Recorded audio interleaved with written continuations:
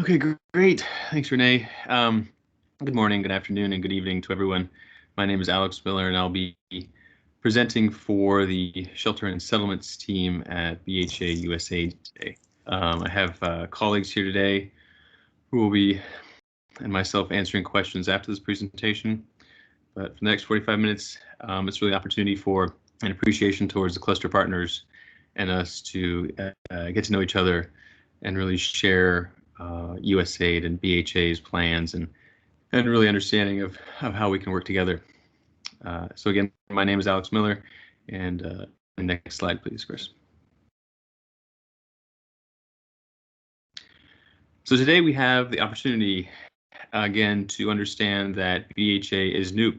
It used to be the Office of Foreign Disaster Assistance, but now we've combined with another office to be BHA. We're also going to talk a little bit about the new agency and a new team. We have an ever-expanding team that hopefully you'll be conversing with in some form or fashion in the following months and years. We're also going to expand upon the communication outreach that we have historically taken with our partners, as well as the expanded modes of communication to increase what we see as pertinent and aligning with our mandate and making sure that we assist as much as possible. We also want to discuss some very much mutual issues in the cluster and sector about shelter and settlements and where we see ourselves now and where we can see ourselves in the future, delving into some specific issues. And we're also going to look ahead, more importantly, where are we going as a sector and as a group of professionals trying to deliver sound opportunities for persons needing shelter and settlement solutions. Next slide, please.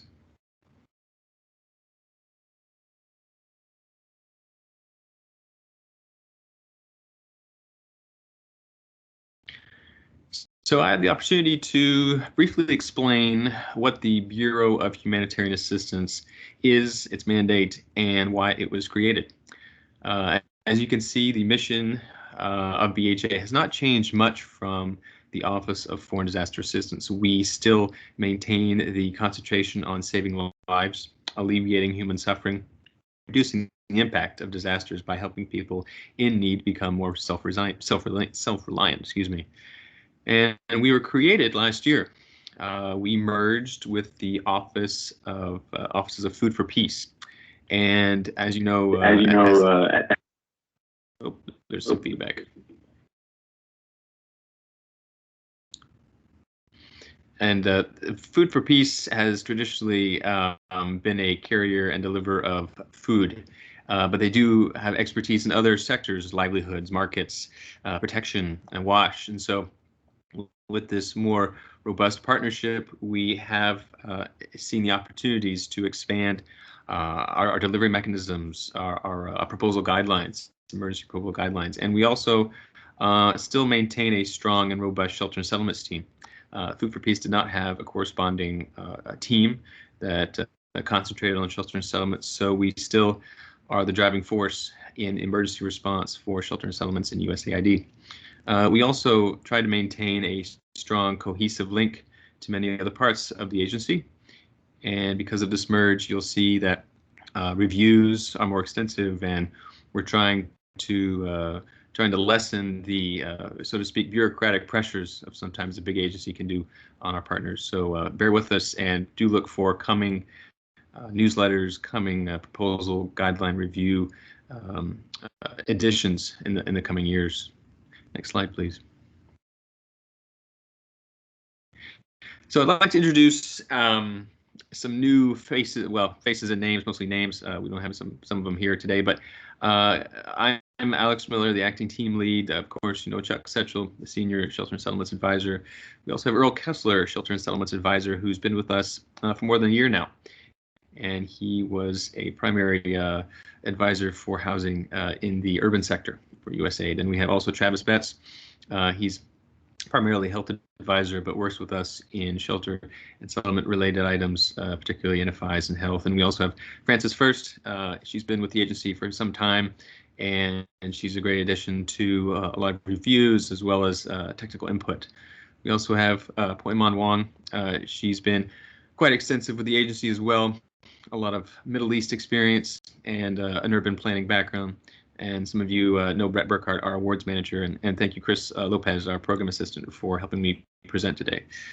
We have a growing team, and it'll be continuing to grow, and that will hopefully assist you in your work, as well as the larger stakeholder pool in a lot of responses that we see currently in making sure that there's technical sound advice, as well as expedient and clear direction and consultation.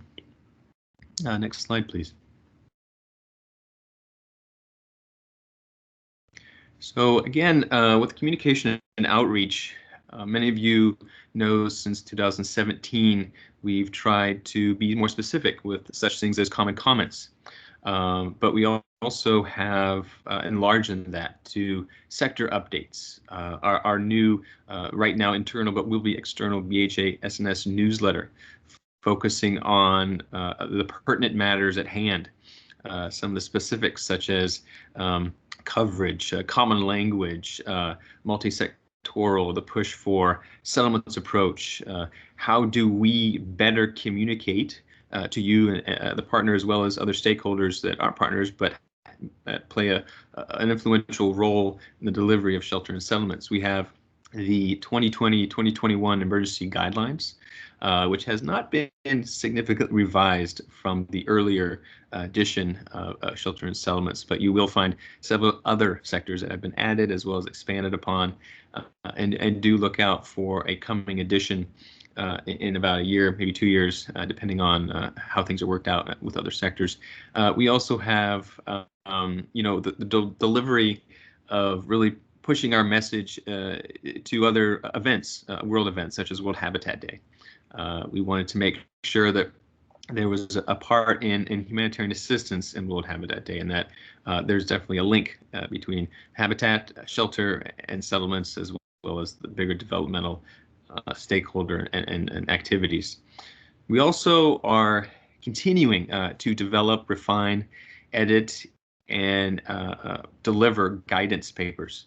These guidance papers will cover such things as NFIs for shelter and settlements, or coverage, or the minimal habitable covered living space that we continually ask implementing partners to concentrate on, to respect, and to make sure that we understand that shelter is more than 4 walls and a roof, but it is a process to which there is an even balance of process investment as well as product investment, and that needs to be continually repeated so that we all, including us, can concentrate on such as upper middle countries that push those limits. But we also want to hear back from you. We are in communication with you, partners, as well as other folks in the sector and cluster, to make sure that we're on top of current trends and issues, and that we do look at the very well put together and designed shelter cluster website when reviewing partners' work, as well as receiving updates and trying to get a well-rounded understanding of how things are going, specifically in Ethiopia, for instance, or in Syria, all of Syria, as well as cross-border activities. We are very much in tune with updates and those communication portals. So we definitely want to be on the receiving end and making sure that we provide back clear guidance. Next slide, please.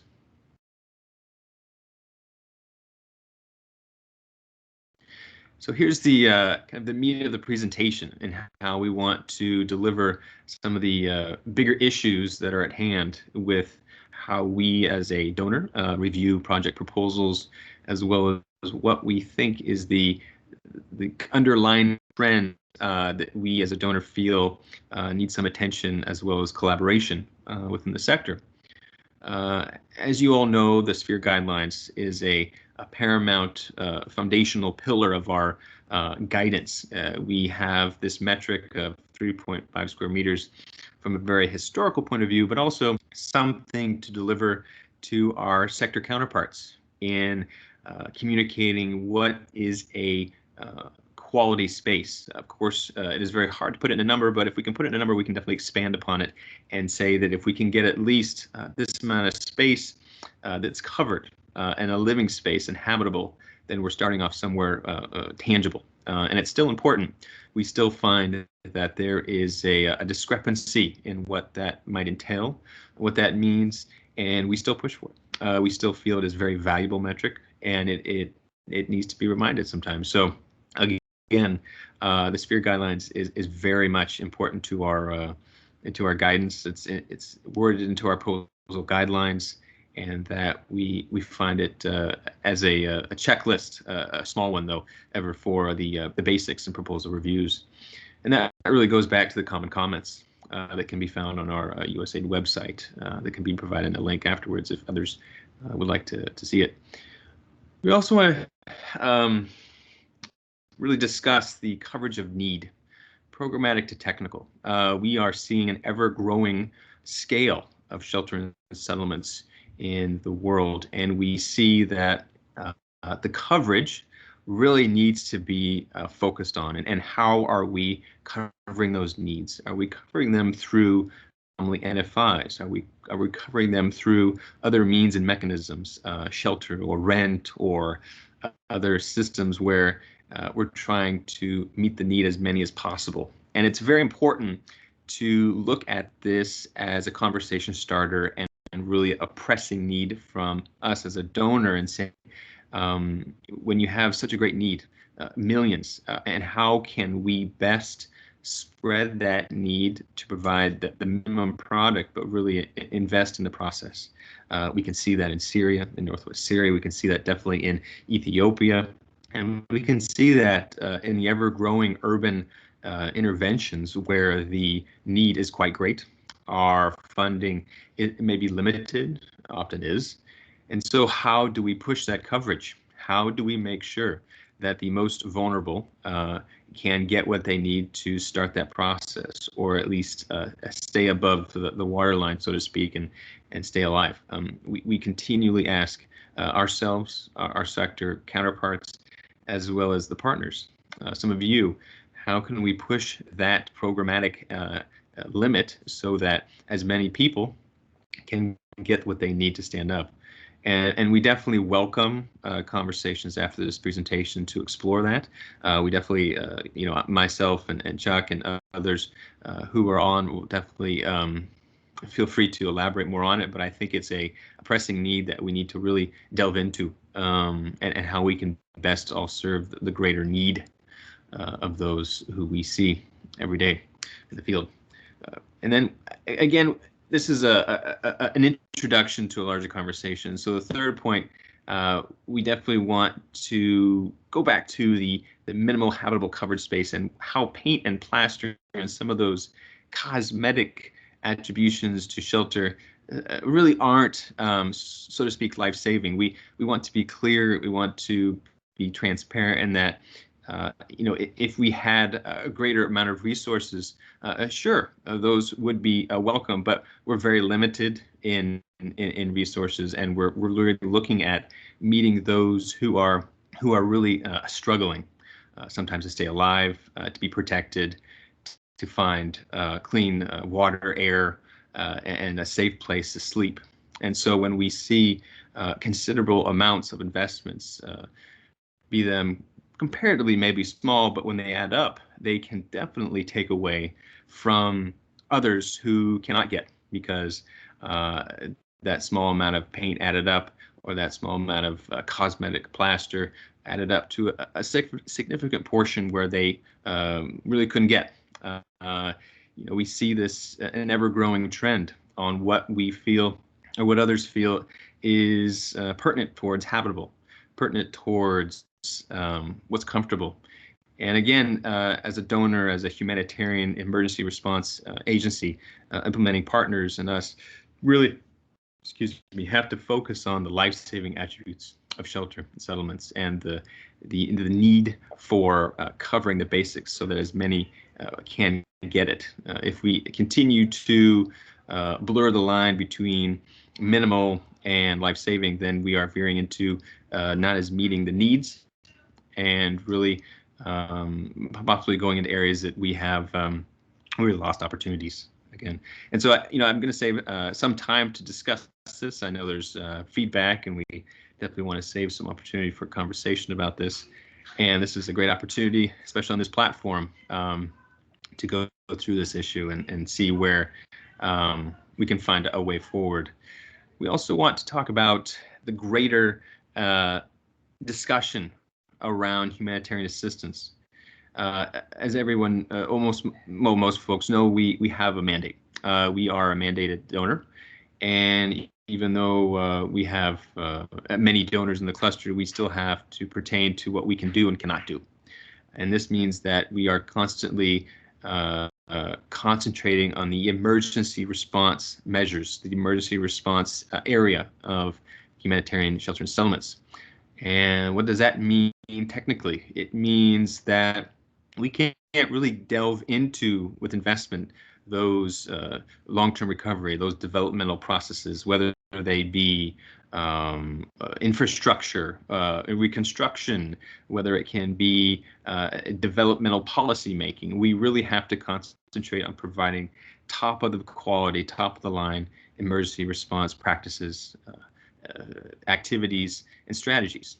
And again, we really do welcome conversation after this to explore this, but this is something that we see as a coming year strategy push from us, and really defining it more with how we can improve the conversation, we can improve the transparency around how we see what we can do the best and what we should not be doing. Again, we understand the cluster is a multi-donor agency, and we do understand how we can contribute as we should and as we can, and definitely respect other points of view, but we have to respect our own mandate as well. So, but yes, next slide, please.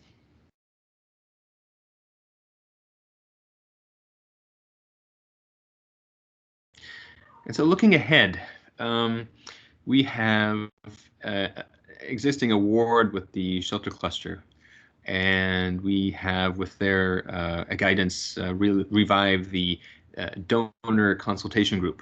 And because of this, we've had beginning conversation with many other donors and hope to continue having fruitful, top kind of high-end conversations about what we can do as donors to better coordinate, to better communicate, as well as to better strategize about where the cluster is going with the cluster's input and guidance, and be it a collaborative opportunity for no confusion or unknown direction. It's an opportunity for kind of making things more efficient and really making sure that those who need it get it fast and they get it well. We also have, as many of you have seen in the past week, the roadmap to research for better shelter and settlement programming. That was and still is, and hopefully will be, definitely with input from partners and authors and researchers, an opportunity to build upon and improve the evidence-based decision-making in the field. Several of those topics delved into areas of protection, areas of diversity, areas of incorporating a larger and more collaborative group of professionals, stakeholders, and people from the field, as well as ages. Important too that shelter and settlements is more than, again, just four walls and a roof, but is a process that involves many stages, levels, and groups of people to make it better for those who need it. And we also want to make sure that research is used. We have the award with IFRC and the cluster incorporating a research point of contact, and they will continue to really take upon that research and improve it and work with it so that it is used in the field, and there is a stronger connection between academia and field work. We also have currently an award with IOM. It is the expansion, improvement, and better delivery system of information, education, and communication tools, mostly 1, 2, 3 page or other modes of medium information about how to attach plastic sheeting, or how to improve shelter repair, or best practices for a shelter option. This has been an overwhelmingly thus far successful debut of what has been hiding in the corners of the cluster and the sector for years, And now that this is getting underway and really seeking having the input of many professionals, has been quite fruitful, so that we don't spend many hours and many meetings talking about how IEC can be improved or changed or changed in some form or fashion. So that is a lot of potential with that assisted field work. We also have a growing shelter and settlements working group under the leadership of Interaction. This is a big strengthening the SNS WG on this side of the ocean, and also incorporating more connections to USAID, as well as having more opportunities for collaboration amongst partners and discussion opportunities. We've seen this play out ever growing from a handful of people some years ago to now quite a few people all over the world, and those opportunities do not free the way. They last for quite a while, and we've seen the outcomes be quite positive. So definitely a thank you to Interaction. And we also have a diaspora award with IOM. And we felt from the early onset that diaspora were a kind of an unattended resource that could be tapped into, because they know the culture, they know the context. So with IOM's technical and programmatic and experienced leadership, they have incorporated a better link between diaspora and several countries, and the field work that we do. And so that there's that better link towards the issues of better preparedness and better DRR aspects beforehand. And then again, we also have the Shelter Projects publication. This has been going on for quite some years, and it is how should I say, a professional book of fresh air. It really collaborates the many partners, the many stakeholders, national, international, in debuting their best work. And we have seen quite a nice product come from that. I have used it and shared it myself. It really showcases the cluster's slice of good quality work. And we definitely see that as a continuing investment, being a professional outcome of many field work that otherwise would go unsung. And then also to end with looking ahead, we have the settlements approach work with the Urban Working Group. Several of you have participated in that, and that's been quite fruitful. We have seen the settlements approach now in partners' proposals. We've seen it in the presentations shared with us from map-making agencies, and how to better incorporate multiple sectors into the socio and economic boundaries of settlements, of neighborhoods, of villages, of cities, and the pockets where people live, and how to improve those pockets so that they're better equipped for the next disaster, but also better invested in by us as significant players in the beginning of their recovery. So again, these are just a slice of what we have on right now. We're definitely expanding with opportunities, ideas, and these conversations will definitely be benefited from your participation in platforms such as this, as well as next week's CCCM platform as well. So next slide, please, Chris. And thank you for taking this opportunity to listen to us, to listen to me, to listen to what we have going on, the team's initiatives, and really, again, I'd like to have quite a bit of time to open it up for some of my colleagues to fill in some of the things I've missed, possibly, or others who would like to start some questions. Linking what is a broad-based community organization, it was, I think, in many ways key to broader democratic claims. So the fact that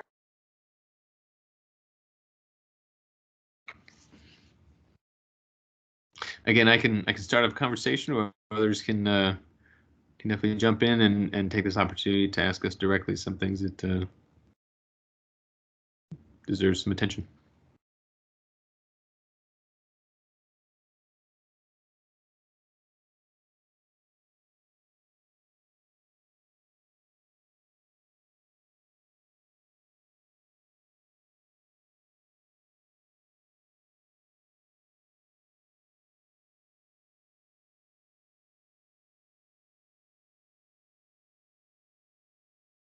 No questions?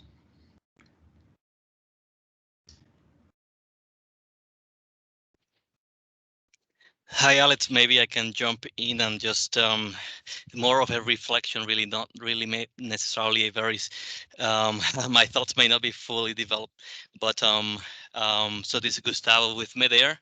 I wonder, I appreciate very much VHA, and I think the mandate in many ways has been very similar, focusing really on emergencies. And really on that initial relief. I do wonder, like, let me give you an example and this is really less shelter but more infrastructure. But for example, in South Sudan, we we tend to build these health facilities, and again, it's not a shelter, it's a health facility. I think this is with of this money, with USAID money, and sometimes we do have to go back every year and replaster. And my colleague did an analysis, and she thought that in 2-3 years it would be basically be paid if we did something better initially. And I understand that this is a one-off, or maybe not a one-off. Maybe we built 10 or 20. It's not like shelter where you build hundreds or thousands. So that can be that scale factor. It can be very significant. But I was just again thinking a bit out loud here and saying sometimes if there was a very strong case, a very strong justification, maybe it might be worth to also consider when a partner might be saying, hey, in this case, for this particular situation, maybe we need, it's again, it's not development, but maybe we do need something that might be a little bit more substantial, just because we can justify this with this, I don't know, it could be a financial study that justifies that very strongly. That might not be, what you do normally, but maybe there might be some space for some exceptions. Anyway, just throwing out that idea, and it's an idea. Yeah, food for thought there. Thanks. That was sort of a question coming there. Thanks, Gustavo. I think I'll answer your question and then call on Francois, I believe, who had his hand up after I'll answer your comment. So that's a really good delve into one topic that we do have in the proposal guidelines, which is the use of the keyword structures. As you say, the health center was under the health activity, and that would be in close coordination with our health team. That is a very good example of where we would have to delve deeper into the reasons why a plaster coat, for instance, needs more maintenance every few years, or possibly other actors or stakeholders who then would be able to take that on. And I think that's that's the fine line, literally, of what it comes down to in the BOQ and what it looks like in the design.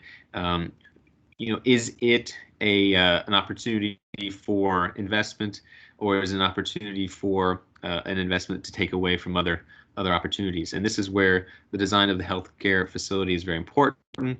Looking at our guidelines, we ask what other resources are around, what other opportunities are we missing if we invest quite a bit in the physical product. But we do get that request quite common, and so it's not something new, and it's definitely a case-by-case basis, but it's definitely going into the physical element. What is necessary and what is a little bit cosmetic. There are definitely hygienic reasons for a clinic. There are definitely considerations into the application of medical use, and this is where those finer attributes of the comparative kind of analysis of what health center needs, and that's when we work closely with our health colleagues to make sure that those needs are met, as well as the greater plan for how we hand over to the local stakeholders and owners of that health facility. But great question. Francois?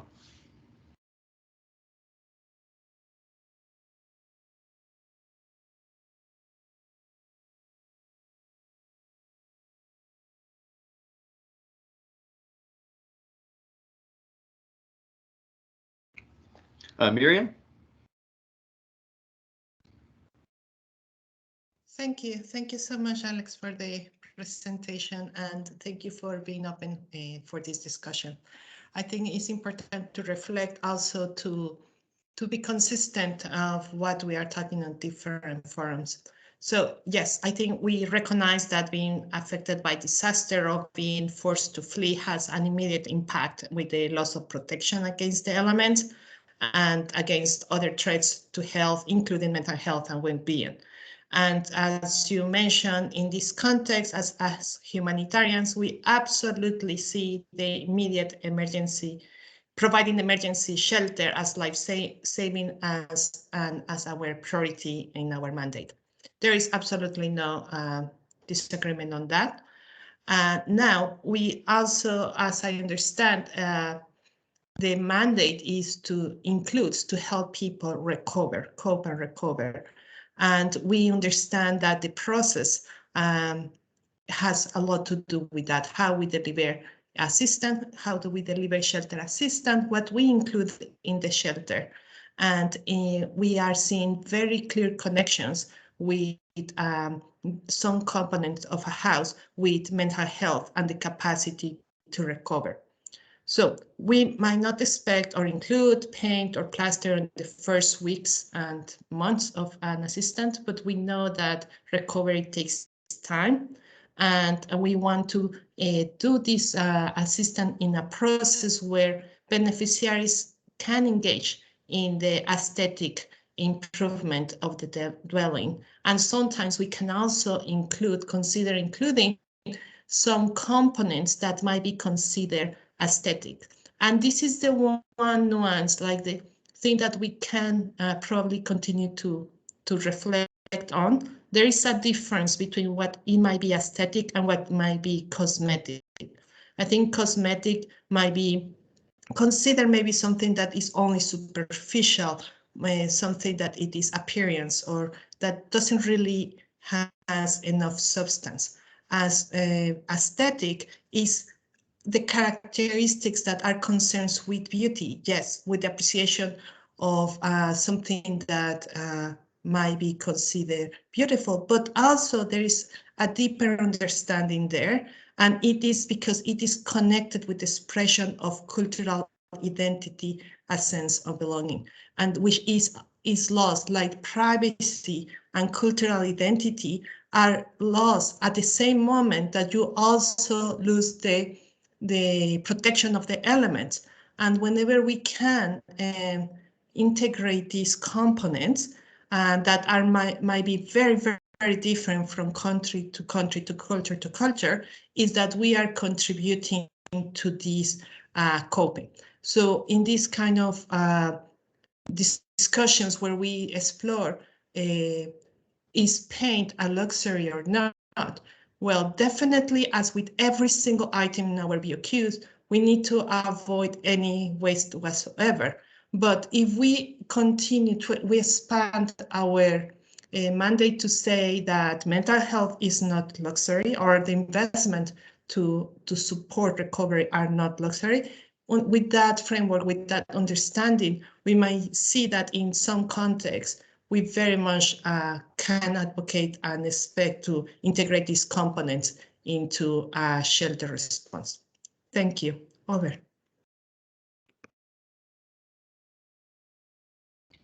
No, thank you, Miriam. And before I respond, are there others who would like to share their comments or questions?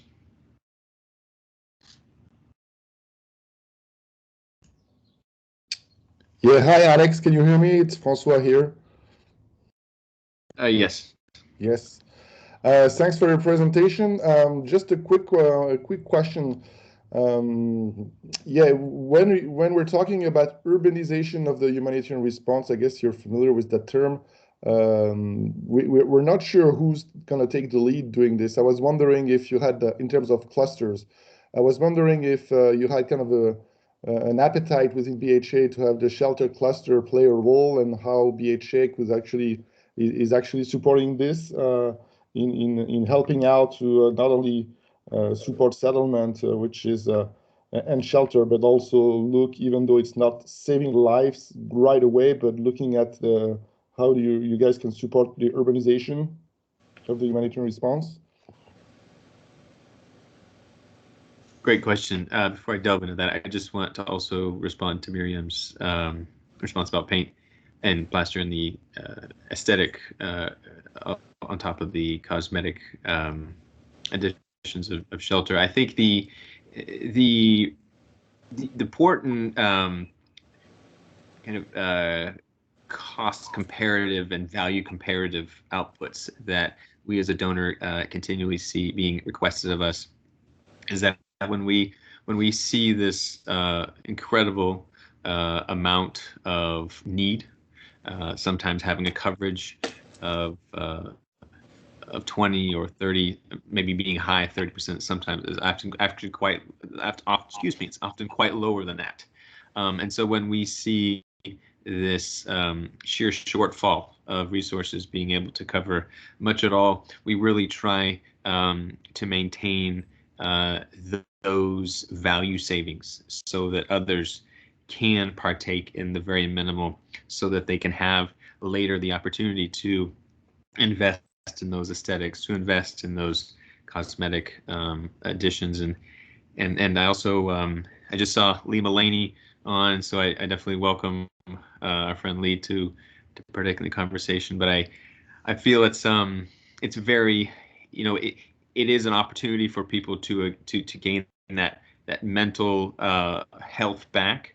But when we see others not being able to have anything because of that minor investment that adds up, then we really see that as a larger mental health concern. And so we don't, say no to it in its own sense, but to our abilities, we see those opportunities to be invested in either by the individual or the household due to their ability to have an asset as a shelter or shelter options, but also other stakeholders to invest in. So do we see it as unimportant? No.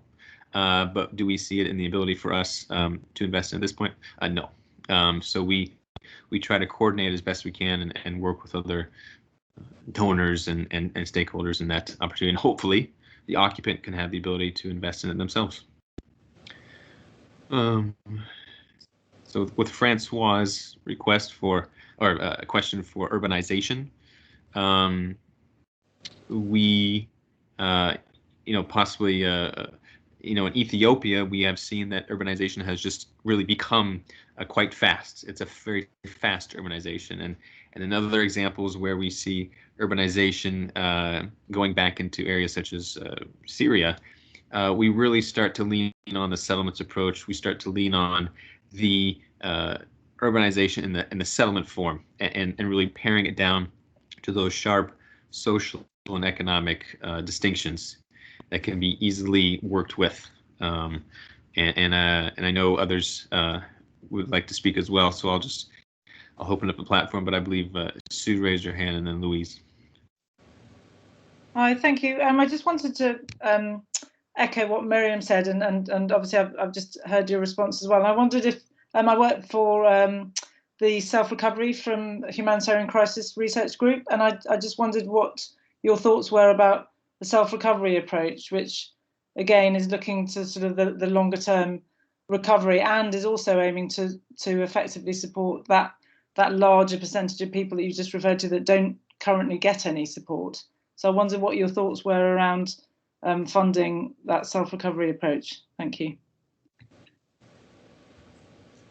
No, I think we're large components of self agency, ability to find the resources, to repair one's own shelter, to improve one's own shelter, to find opportunities in the rental market, to really use their family, their community themselves, and not rely on the greater and greater assistance of partners and donors in doing things for them.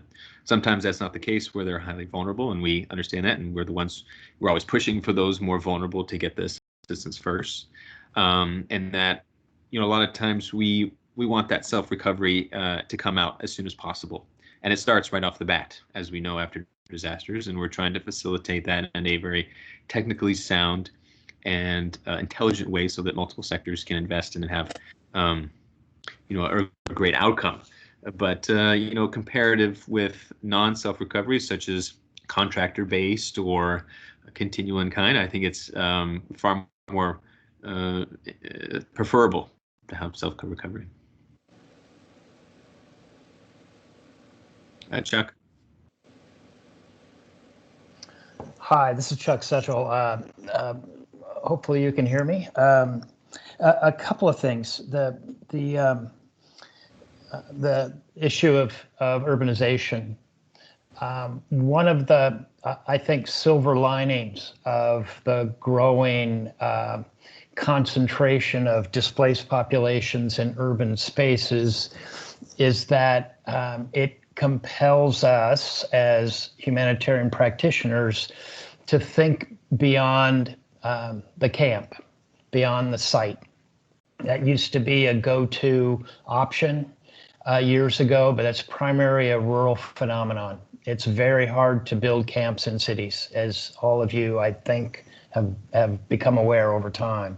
It compels us to think what kinds of options we have to a camp setting so that we provide a range of activities in support of displaced populations that require a bit more assessment and analysis of opportunities and impacts and resources. It's one of the reasons why we've promoted the Shelter Opportunities Surveys tool over time. It's why we've promoted the neighborhood approach and settlements approach over time. These are not new. They've been with us for some time. We've promoted with various implementing partners over time. As to, and I'll jump ahead to the self-recovery comment that Sue mentioned. One of the intents of humanitarian shelter and settlements assistance is to provide a platform for response and to allow people to have some basic shelter to protect themselves from the elements and from others, and privacy, a whole range of basic attributes of shelter. Very important.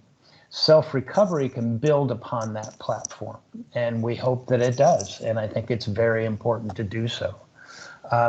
Third point, the plaster and paint issue.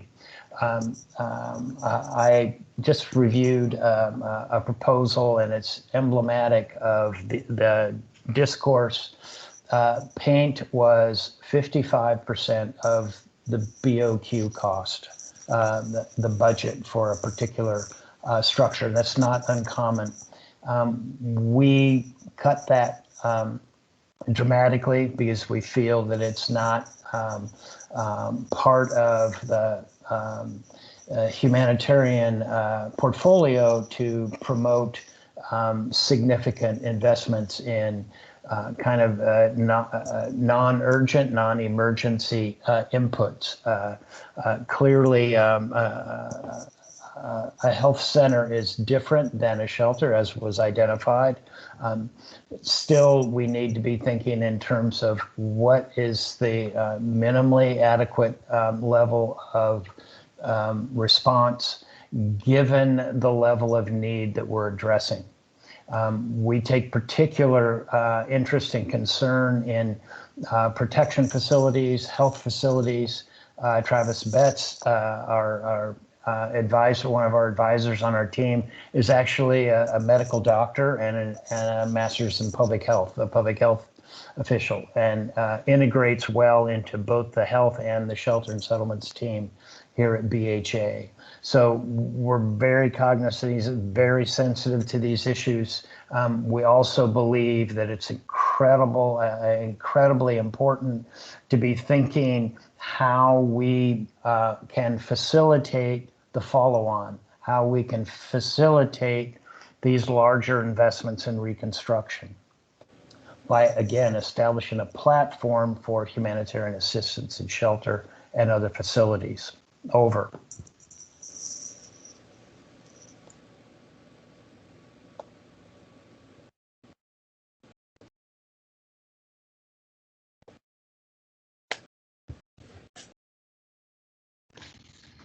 Thanks, Chuck. And I know Ella and Pablo, I think this time was reserved till the 45th minute, but I know others may or may not have some comments and questions. This would be a great opportunity.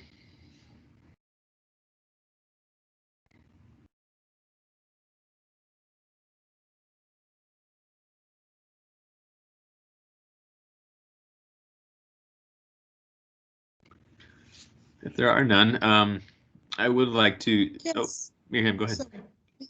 Thank you. This is a different topic. I just want to know, like, it's great to get to know your team. There were a couple of colleagues that were mentioned as generalists. As we move towards area-based approach, settlements-based approach, and integrated programming, we also need to pay very much attention on ensuring that multi-sectoral approaches does not mean that they are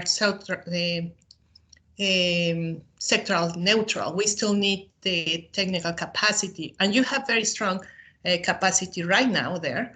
I just wanted to understand a little bit how the decisions were made and what are the functions and how are you doing this balance between having a technical shelter and settlement expertise and the additional support of your colleagues who are more in the generalistic role. Thank you so much. Over. That's a great question.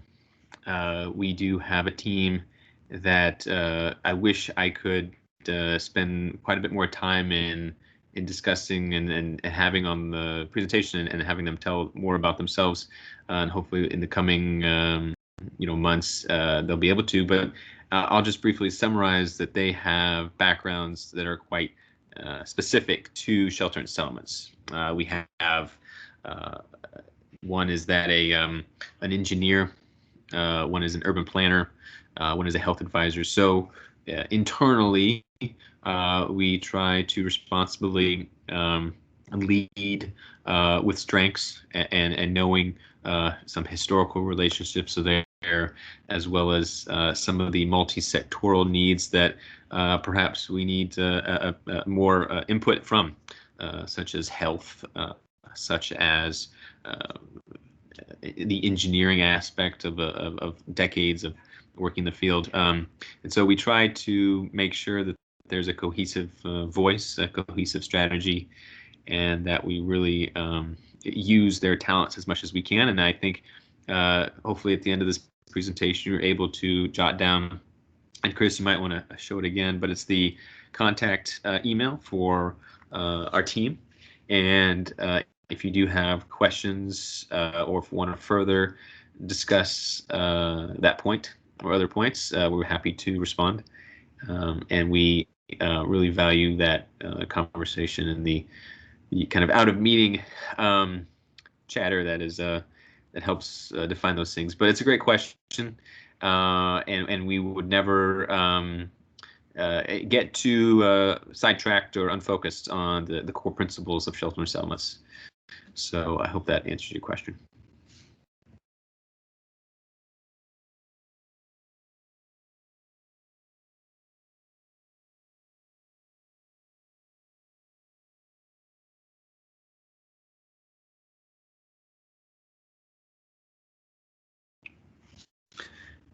And just to end with, I just want to say that our work thus far and our award thus far with the cluster has been quite positive and fruitful in seeing so many sub-awards being submitted and seeing the variety of outcomes that we are expected to see in this coming fiscal year, as well as the one after that. So we really thank you and really are proud to see quite a variety of issues being addressed. And so we're very hopeful, and I think we'll be definitely playing a larger role with the other donors, as well as the SAG and the cluster, to make sure that we get better and better at what we do. So there's no other questions or comments. I might hand it back to Pablo or Ella for closing remarks or any other news, such as tomorrow's thematic session on multi-sectoral impacts. Thank you very much, Alex. It's also our pleasure that you are ready to present in our open sessions, because clearly it makes I mean, we have quite regular contact also with our SAG. Of course, you're in contact through the donor consultation group, but it's really important also that our partners could hear from you as well, and to share their thoughts, and then to enter into a dialogue. So thank you so much for preparing the session also at such short notice. I hope people also appreciated it. And with that, I think we will close our program for today. And tomorrow we have a very interesting session as well. I hope people can join, where we will discuss the multi-sectoral impacts of shelter. And there are also a number of other open sessions that people can join based on their availability and interest. So thank you so much to the entire team and Alex for presenting, and see you tomorrow. Thank you all. Thank you. Have a nice day. Great day, everyone. Thanks, everyone. Thank you.